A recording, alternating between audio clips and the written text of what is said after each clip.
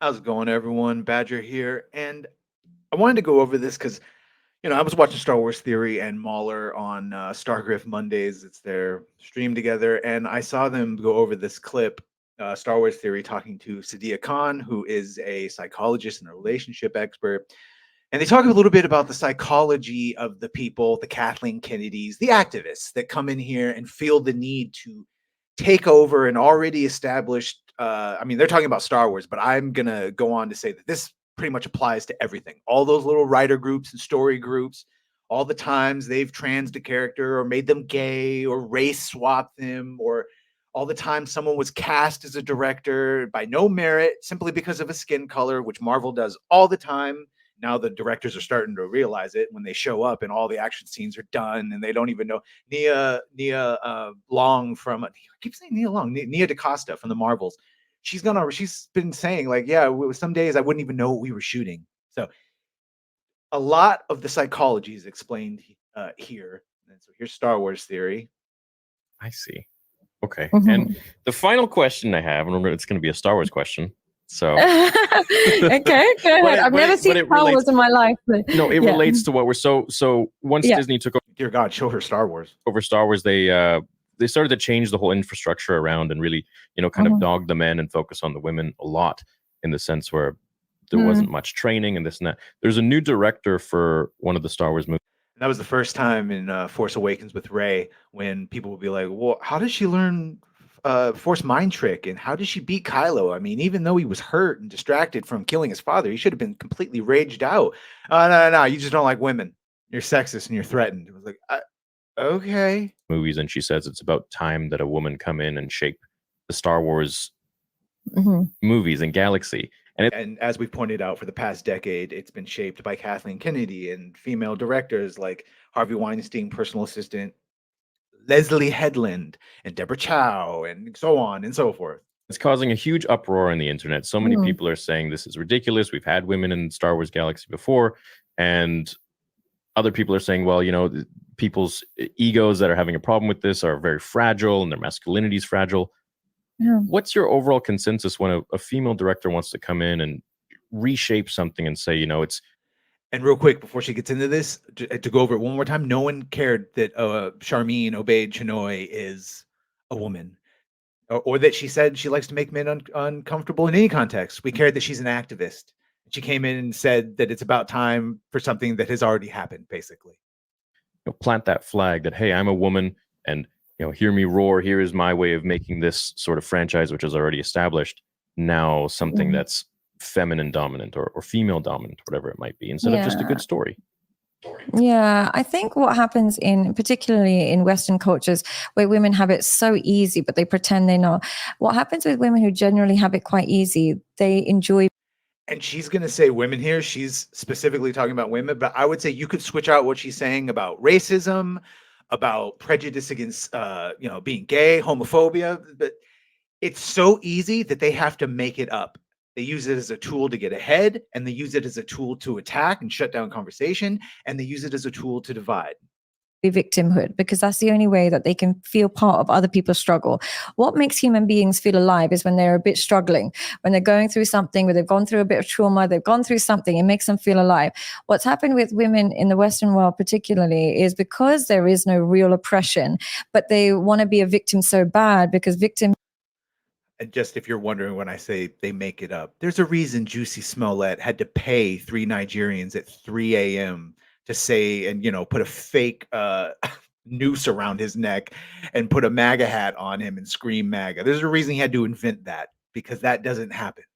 A lot of the made up oppressions right now are few and far between, so much that to get the outrage they need to divide us, they make it up. Is just a way of kind of shortcutting sympathy. Everyone it's just shortcut entitlement. You get what you want without having to earn it because you just happen to be a victim. So what happens is they want to start finding places where they can be a victim and then transform it so that they can become a hero. So what they'll do is say, oh, we need more women in this particular sport. Nobody watches them. Nobody wants women in there, but they'll just stamp their authority so they can be a local hero. Then we need more women in Star Wars. No, we don't. No one women. Where's the outcry for more underwater female welding? don't even watch Star Wars.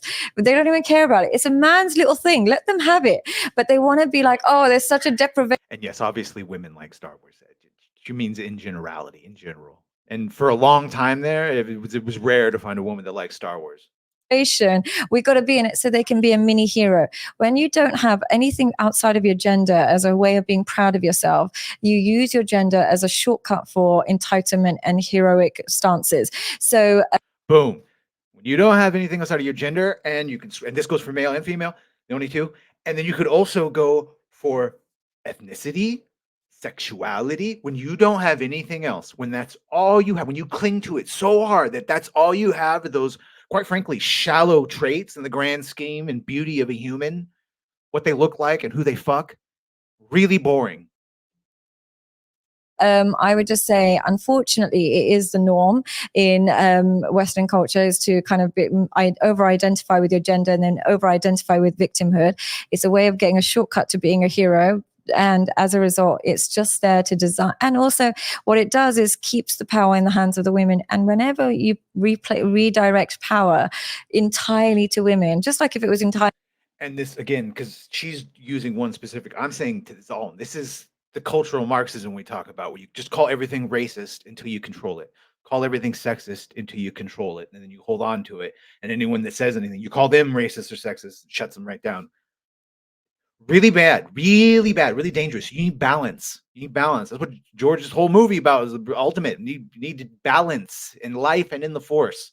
There's no balance in Star Wars right now. There's no balance in Marvel. And they say it. They say Force is female.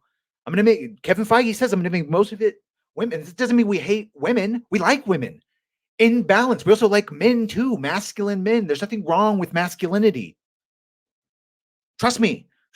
When a bunch of robbers try to kick down your door and come in and you're not able to protect yourself, you're going to want a bunch of masculine, anyone. You want a bunch of masculine anyone to come help you. To man, it creates an unhealthy society. If the power is totally in men's hands, it would be unhealthy. If it's totally in women's hands, it's also unhealthy.